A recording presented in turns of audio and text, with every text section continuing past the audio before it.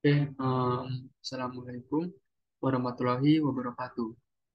Di sini di praktikum ASK kali ini, saya akan memberikan tutorial terkait cara bagaimana melakukan klasifikasi tidak terbimbing, di mana kita di sini akan melakukan klasifikasi lahan secara tidak terbimbing, artinya akan ada suatu algoritma yang akan memetakan lahan sesuai dengan kesesuaian tertentu.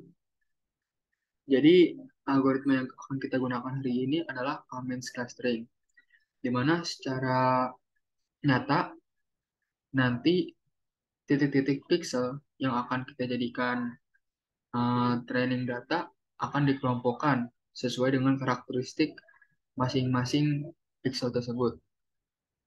Nah, pastinya di antara pixel-pixel tersebut, misalnya ada yang condong pada suatu kelompok tertentu, namun dia juga memiliki karakteristik yang sedikit mirip dengan uh, klaster lain atau kelompok lain. Maka dari itu, klaster yang memiliki dua kecondongan tersebut akan dikelompokkan pada klaster dengan kecondongan lebih banyak. Jadi, hasil algoritma ini merupakan hasil pengelompokan secara statistik.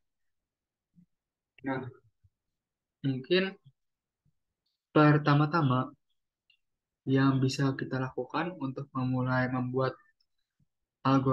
untuk membuat klasifikasi tidak terbimbing ini adalah membuat suatu geometri tertentu. Dan di sini saya sudah membuat geometri, yaitu di sekitar wilayah sini. Mungkin sebagai reminder, cara membuat geometri itu mudah, yaitu kita masuk ke menu sebelah kiri ini, yang ada tangan dan macam-macamnya. Kita pilih yang draw rectangle. Polygon juga nggak masalah, tapi di sini saya ingin memilih yang draw rectangle.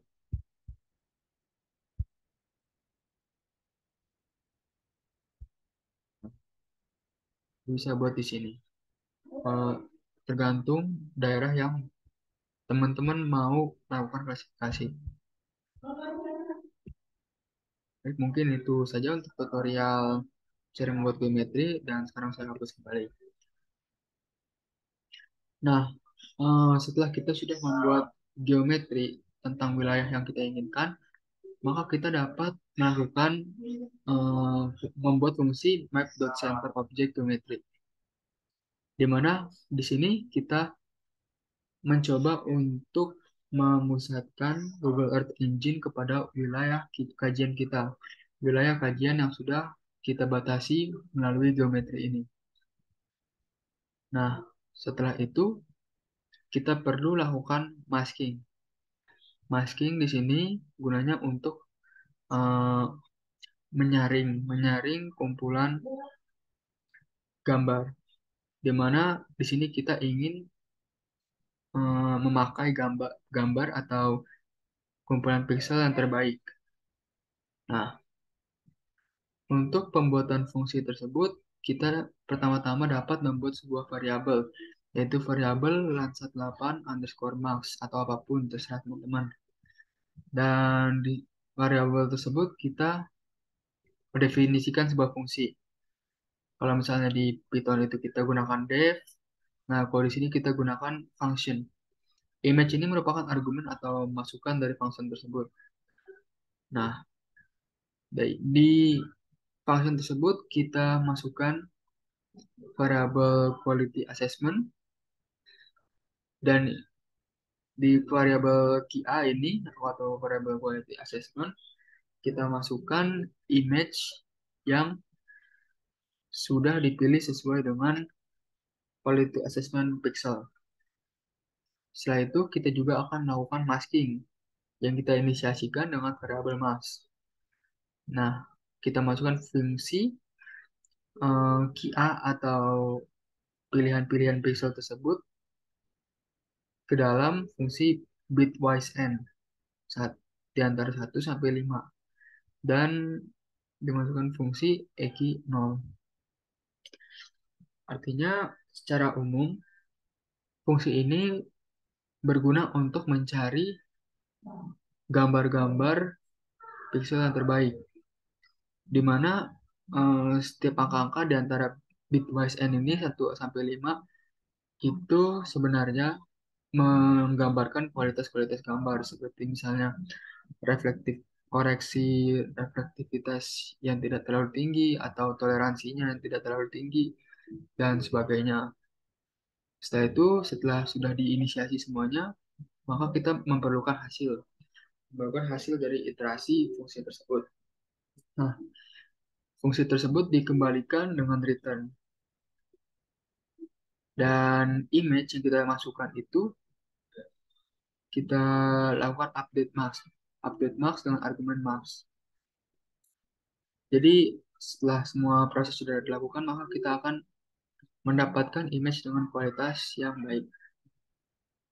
Kemudian di sini kita juga bisa bisa membuat variabel.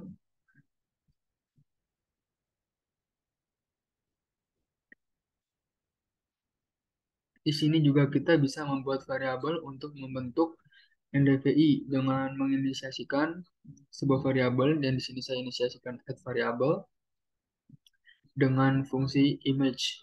Artinya kita masukkan seperti tadi argumen image dan akan menghasilkan NDVI yang kita rename atau kita namakan NDVI. Jadi nanti rename ini akan keluar di sini. Di layersnya akan keluar sebagai NDVI dengan setiap dengan rentang berbentuk float atau berbentuk desimal.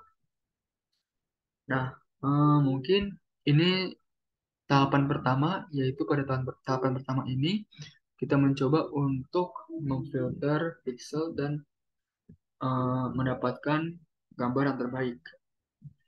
Jadi kita udah nggak usah terlalu khawatir terkait dengan tutupan awan ataupun terkait dengan gangguan-gangguan atmosfer yang membuat citra menjadi akuisisi data menjadi jelek. Kemudian di sini kita lanjutkan kepada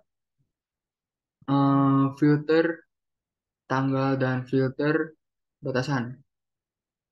Ya, seperti tahapan pada video-video sebelumnya, kita dapat menginisiasikan sebuah variabel, di mana pada variabel tersebut kita memanggil koleksi gambar, koleksi gambar Landsat 8 yang surface reflectance saja. Karena surface reflectance ini kita sudah tidak terlalu memerlukan proses-proses koreksi geometrik ataupun koreksi radiometrik. Dan mungkin materi ini akan lebih banyak diterima di meteorologi satelit. Nah, setelah kita sudah memilih image, kita filter tanggalnya, yaitu kita ambil tanggal 1 Januari 2020 sampai eh, bulan Mei 2021. Kemudian kita melakukan filter batasan. Artinya kita memfokuskan proses-proses algoritma pada batasan tersebut. Dan batasan yang kita masukkan di sini adalah geometri yang sudah kita buat sebelumnya. Kemudian lanjut kembali, kita inisiasikan variabel baru yaitu cloudsmax yang dimasukkan fungsi call8.map lansat 8_max. Nah, tadi kita sudah melakukan masking ya, masking di sini dengan memanggil fungsi. Nah, hasil masking tersebut kita masukkan ke variabel filter wilayah dan waktu tersebut. Jadi intinya adalah variabel ini memuat data, variabel ini memuat gambar yang sudah gambar. Variabel ini memuat gambar pada wilayah kajian yang sudah melalui proses masking untuk mendapatkan image yang terbaik. Kemudian di sini kita dapat memanggil end collection, yaitu kita panggil lagi close marks atau gambar atau citra pada wilayah kajian yang sudah di masking, dan di sini kita memanggil variabel add variable, dan kita akan melakukan pemetaan NDVI. Nah, di sini select NDVI. Artinya apabila kita ingin menampilkan ND collection ini, ND collection ini misalnya ingin ditampilkan dalam bentuk gambar seperti ini. Nah, kita hanya memanggil add variable di sini, dan add variable tersebut diinisiasikan kepada variabel countMax. Artinya pada akhirnya nanti NDVI yang dihasilkan akan bebas dari pengaruh-pengaruh geometrik atau radiometrik ataupun kesalahan-kesalahan posisi data lainnya.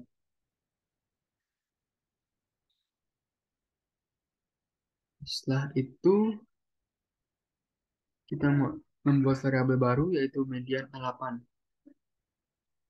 Nah, citra Landsat yang sudah dimasking tersebut yang kita masukkan kepada CloudMax, kita ambil nilai mediannya, nilai tengah-tengahnya.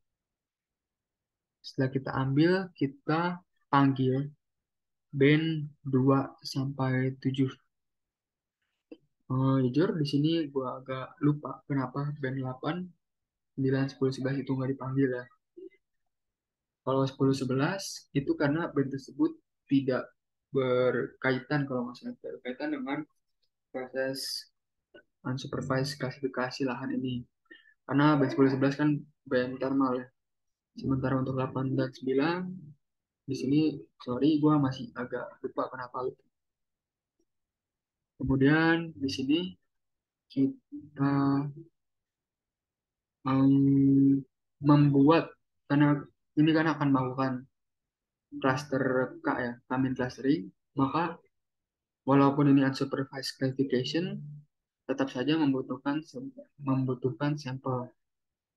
Di mana kita di sini membuat sampel tersebut dan kita masukkan kepada variabel training. Nah, kita panggil nih median L8. Ya, median L8 dipanggil, kemudian kita masukkan fungsi sampel. Region yang kita inginkan adalah region yang sesuai dengan geometri yang sudah kita buat. Scale yang kita inginkan adalah 30. 30 sendiri adalah resolusi citra Landsat 8. Dan number pixel yang kita jadikan sampel adalah 100.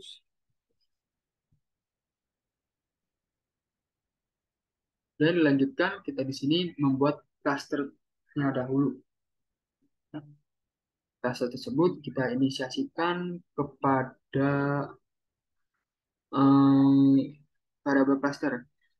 Kita panggil fungsi clusterer, ee.clusterer.wk-5.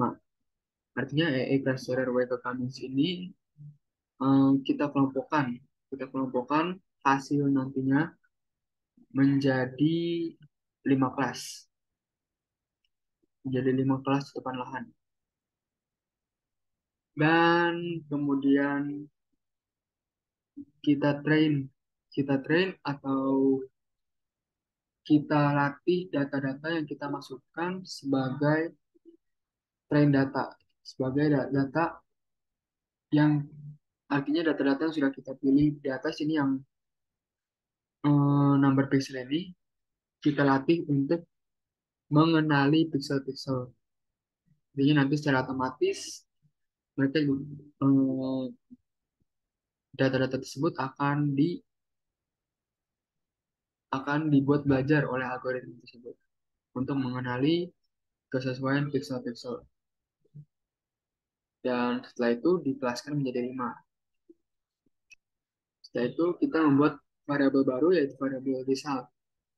Di sini kita lebih ke hasil yang sudah kita Hasil klasifikasi yang sudah kita dapatkan pada klaster ini, kita klasifikasikan.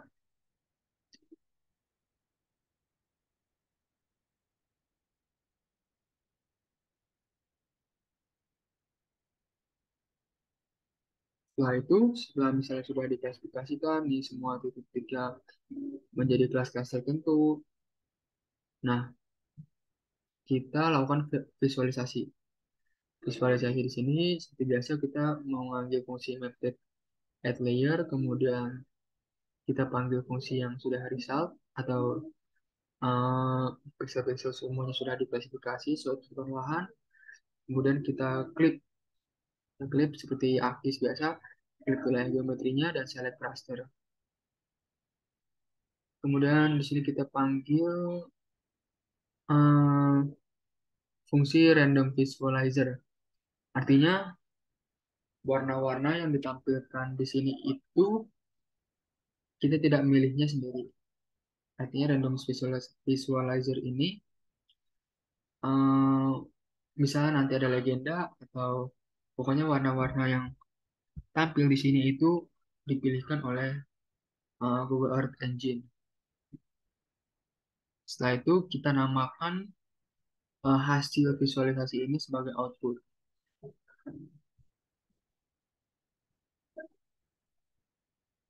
Yang bawahnya mungkin untuk misalnya nanti kita ingin kelaskan dengan nama gitu. Jika gambar apa namanya warna-warna yang sudah terlihat, misalnya di sini biru, hijau, ternyata kita bandingkan dengan kenyataannya adalah vegetasi, maka kita perlu memanggil atau membuat fungsi, maka kita perlu untuk membandingkannya dengan natural color. Jadi nanti hasil output di sini kita bandingkan dengan hasil median di sini. Nah, ini median output. Kita bandingkan hasil output dengan natural color. Oke, mungkin kita running dulu.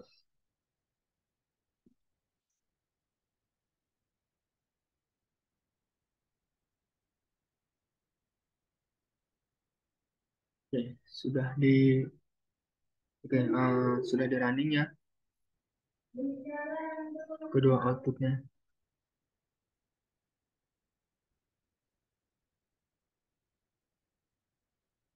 Nah, bagaimana kita tahu kalau misalnya gambar ini sudah diklasifikasikan sebagai 15? Kita bisa zoom, kita lihat sebaran warnanya ada berapa. Sini sudah kelihatan ya mungkin. Nah, ada ada hijau, kemudian di sini ada merah muda, itu udah dua, hijau, merah muda, hitam,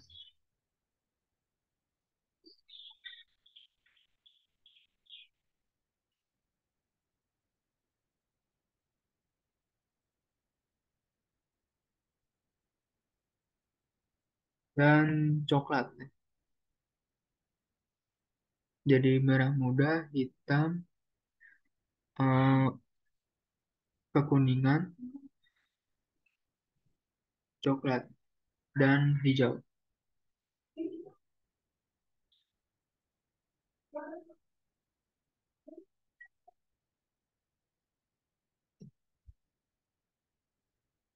Nah, untuk membandingkannya dengan kenyataan, kita dapat melihat data satelit di sini. Ini saya matikan dulu. Misalnya, ini tuh deket apa sih sebenarnya? Deket vegetasi ya.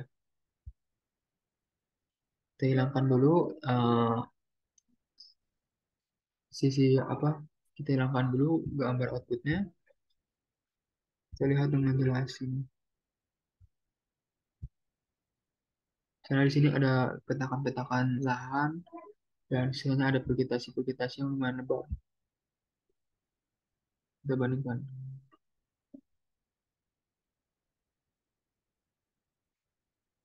Nah, di vegetasi-vegetasi yang lumayan lebat ini diwarnakan sebagai hijau. Artinya hijau ini adalah vegetasi yang lumayan lebat. Kemudian petakan-petakan lahan diwarnai sebagai warna kuning ya, kekuningan.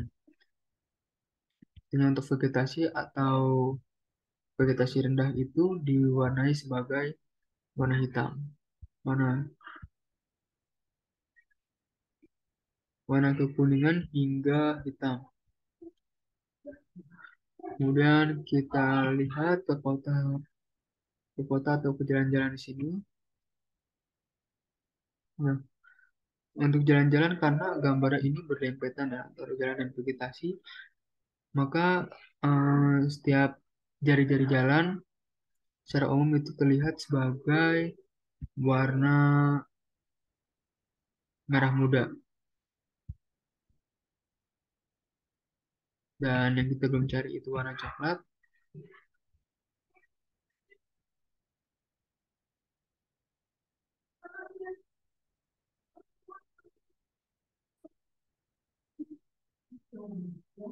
Nah, coklat ini tercampur-campur ya.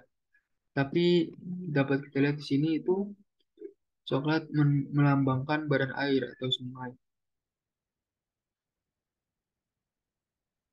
Namun karena masih dekat vegetasi atau dekat dengan daratan, mungkin hal tersebut menyebabkan warnanya tercampur.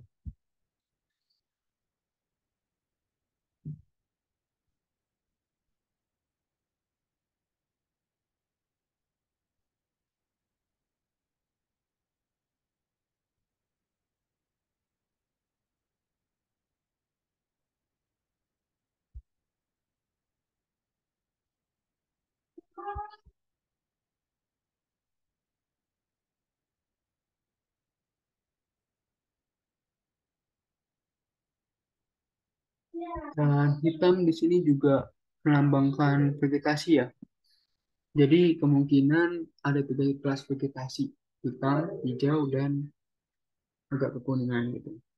Di mana setiap peningkatan dari kekuningan ke hitam, kemudian ke hijau, itu eh, memiliki karakteristik berbeda-beda. Maka dari itu sebenarnya dari hasil klasifikasi ini kita perlu lakukan overall akurasi atau akurasi assessment untuk menentukan apakah klasifikasi ini akurat atau tidak. Mungkin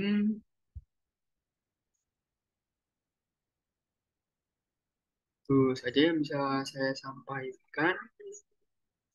Apabila ada kekurangan, bisa ditanyakan melalui grup atau chat personal WA. Assalamualaikum warahmatullahi wabarakatuh.